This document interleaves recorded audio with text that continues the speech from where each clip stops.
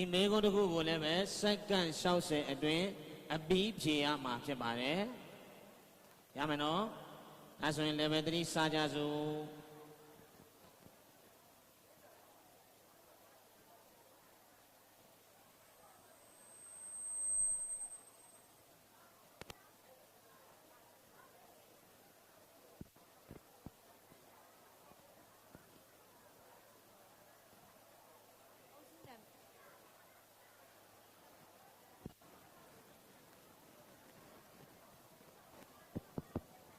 အုပ်စုနံပါတ်1ပါဗျာအုပ်စုနံပါတ်1မေခွန်းနံပါတ်1အတန်တိုးတိုးလေးလုပ်ပြီပါမေခွန်းနံပါတ်1ဖျားရှင်တို့မစွန့်အပ်သောအာဝိဇဟိတဌာန၄ပါးကိုသေချာစွာပြောပြပါမင်္ဂပါကိုအောင်တော်မူရာမဟာဗောဓိပင်နဲ့အာပရာဇိတပလင်တော်ဓမ္မစကြာတရားဟုဟောသောဣတိပရဏမိဂရာဝံတော်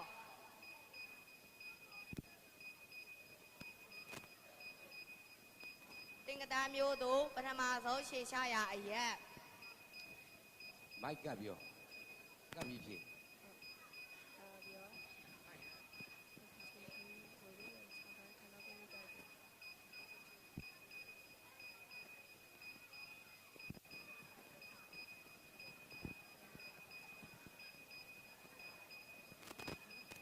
ဝေရုဝင်ကျောင်းတိုင်ခန္ဓာကုနီတိုက်တော်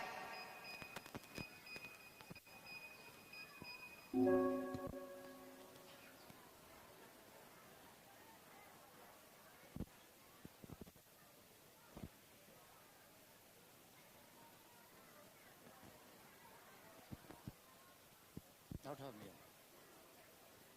မေခွန်းနံပါတ်1သာသနာတော်ဤကောင်းခြင်းသုံးဖြာတရားများကိုပြည့်စုံမှန်ကန်စွာပူဇော်ပြပါသီလသမာဓိတည်းဟူသောအစာရကောင်းခြင်း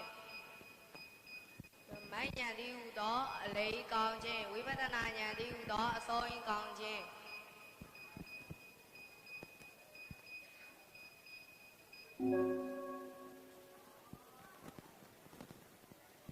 မေခွန်းနံပါတ်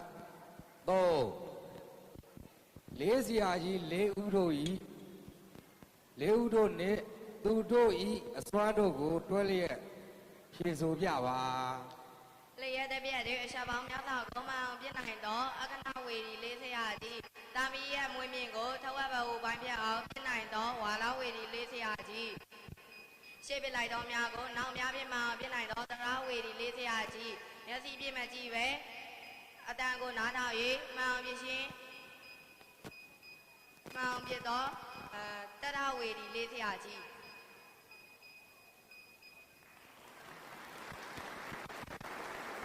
မေခွန်းနံပါတ်4ဝစီကံသူစရိုက်၄ပါးကိုပြည့်စုံမှန်ကန်စွာဖြေဆိုပြပါ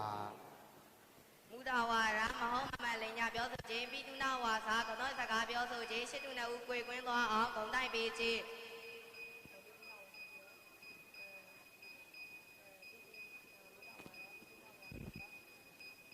ရူတာဝါစာစေတိုင်းတာခြင်းစာသောကျမ်းတမ်းခြင်းစကားကိုပြောဆိုခြင်းတပတ်မလာပါအကျိုးမရှိအနစ်မဲ့သောစကားကိုပြောဆိုခြင်းဝစီကံသူစရိုက်၄ပါးကိုပြည့်စုံမှန်ကန်စွာဖြေဆိုပြပါဝစီကံသူစရိုက်မူတာဝါဒဝိရတိ ဝိရတိတွေကြံခဲ့တယ်နော်မေခွန်းနံပါတ်5ဖောက်ပြန်ရွှေရင်ခြင်းကိုဝိပဿတိဟုခေါ်သည်ထိုဝိပဿတိတရားတို့ကိုပြည့်စုံမှန်ကန်စွာဖြေဆိုပြပါကာလဝိပဿတိမေဆုံးမရောအုပ်သောအခါကာလပရိဝိပဿတိ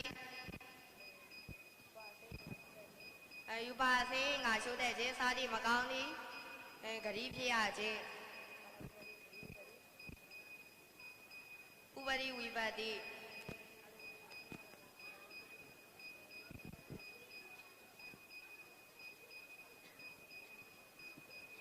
မေကုန်းပြန်မေးပြပါဗျာ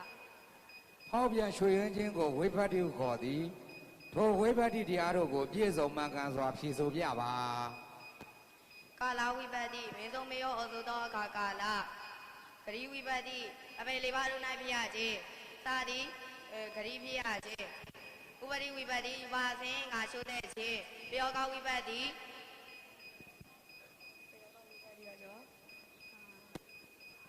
အတိလိမ္မာညာပြင်းပြမရှိ